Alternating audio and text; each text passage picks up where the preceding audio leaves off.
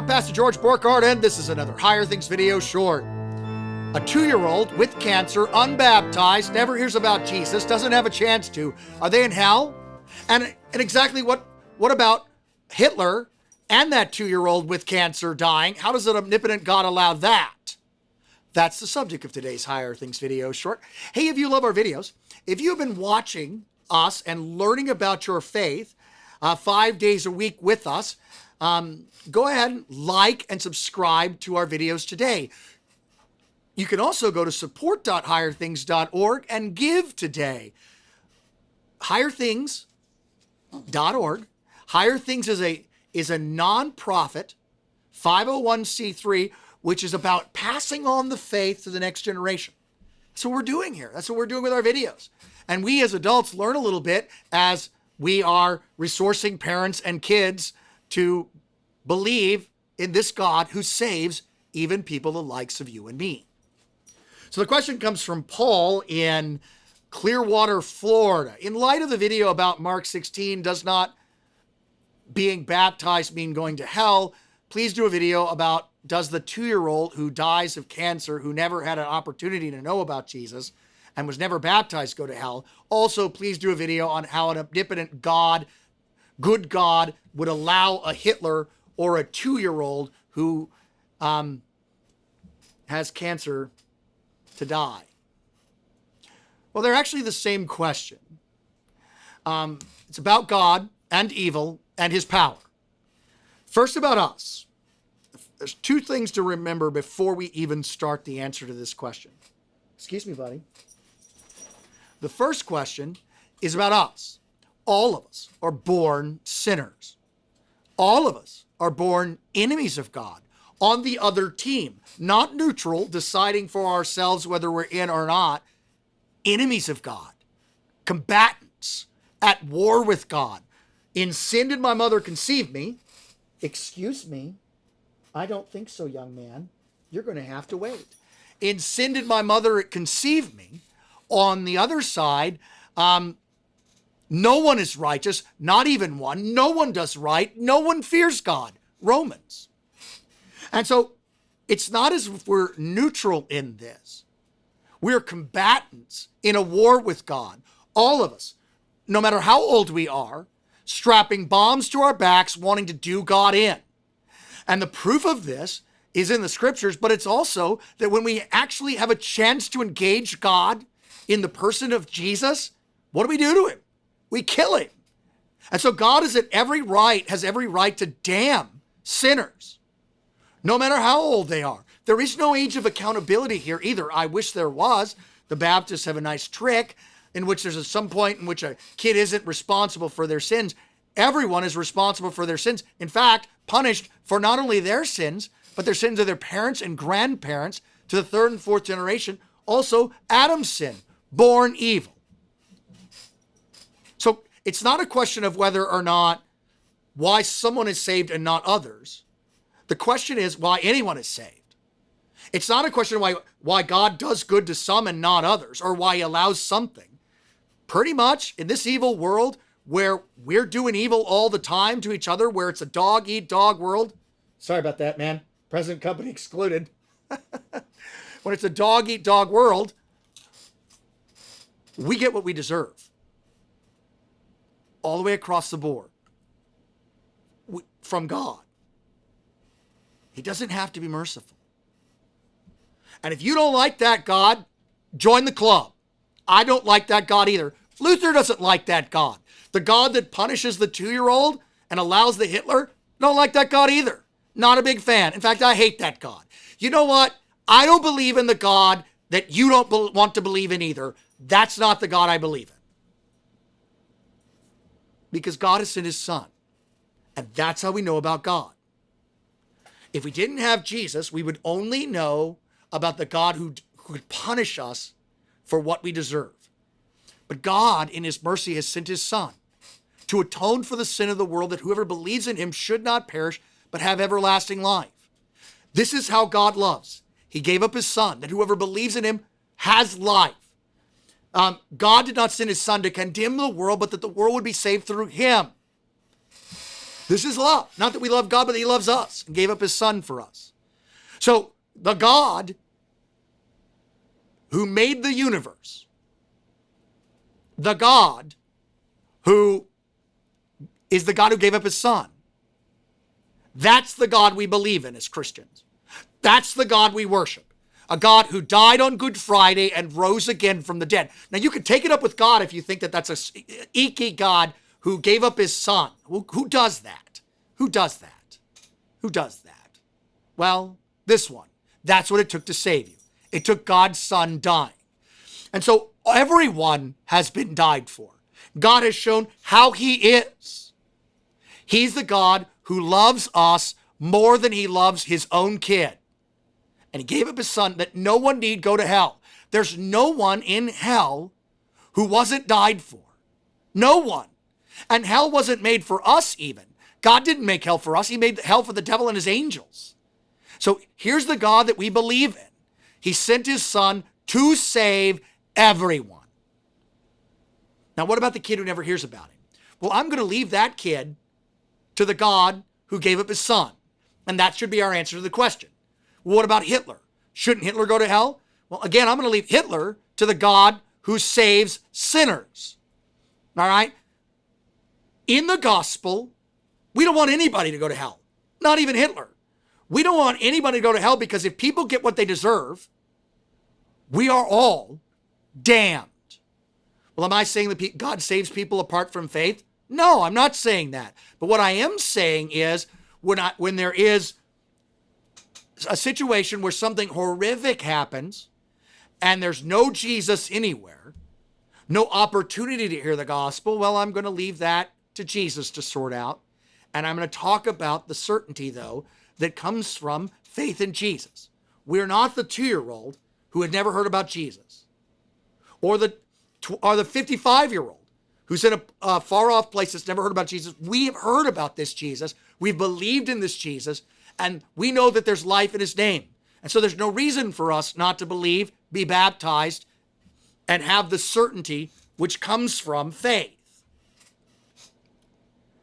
Now, how does a God like this allow a kid to die of cancer or allow murder and the like? Well, because he's a God who doesn't force anyone to believe. First off, he doesn't compel people to live a certain way. And sickness and death isn't his fault. It's our fault from sin. Adam would have never gotten sick. His wife would have never gotten sick. Sin came into the world through Adam, and with sin came death. Death for Adam and death for us all. And so what God does is send his son so that everything works out. That's his answer. And if you think this is foolish, then again, you don't understand the gospel, and that's okay. I'm going to explain it to you. God has worked everything out for our good in his son. Everything. Everything. He works the most horrific things out for our good, and he works the most happy things out for our good. He works death itself out for our good. In Jesus. Outside of Jesus, I don't know, don't like that God, I hate that God. I'm with Luther. I hate that God with you. But in Jesus, we know that God works all things out for good for those who love him. I got street cred on this. If you're sitting at home and you're thinking, well, that's awful. First of all, he said the 2-year-old deserved it. Second of all, I didn't say the 2-year-old deserved it, but that God could punish them. And second of all, how could he work cancer out for good? My daughter has a very rare genetic disorder, partial trisomy 9q, partial monosomy 21q. She wasn't supposed to live a year. I didn't do anything bad. I didn't do anything evil. Well, excuse me, I live a life that's, I don't deserve the good in my life. But my daughter's sickness was not caused by me. It was not caused by her. It was not caused by her mother. It was not caused by her grandfather or grandmother. She just got sick in the womb. And she was born. And they resuscitated her. And the first parts of her life were awful, mostly in the hospital. And she's lived longer than she's supposed to. She's 16 now. Yes, I'm talking about your sister, and I would invite you to be quiet, young man or pup. But even the life she has is full of pain and suffering. So I'm sorry, I know about kids who suffer. And we could have put her down in the womb. There was a doctor who said for us to put her down in the womb. We didn't know about it. But afterwards, the doctor said, how did you not know this? And how did you not abort this child, knowing that this was going to happen? We didn't know this was going to happen. And even if we did, we wouldn't have. Because we believe as Christians that God works all things out for our good. Even death, even sickness, even a 16-year-old who weighs 30 pounds, who won't ever talk, who can barely walk, and is in pain every single day of her life. But you will not find a happier kid than my daughter, Sophia. She's more precious to me than rubies. So I'm sorry, I know something about the 2-year-old. All right? I know something about that. All right? I drove down to the hospital expecting my daughter to die many times. And I sometimes prayed for her to die because she hurt so much. But God in his mercy did not do that because there was some good that she could do for others. And everybody who's around her, everyone, receives the joy of the Lord from her. So I don't know about the 2-year-old that dies of cancer who never knew Jesus. I don't know what God, I'll take that up with God. And I'm not going to consign someone to hell because we believe in a merciful God. I'll let God sort that one out. All right? And I don't know why he allows Hitler or the 2-year-old or my daughter. But we know what I do know. I know that he works all things out for good. I know that everything that he does to save me and those around me. Everything he does to save my daughter and those around my daughter. So that we would have life and that we would believe.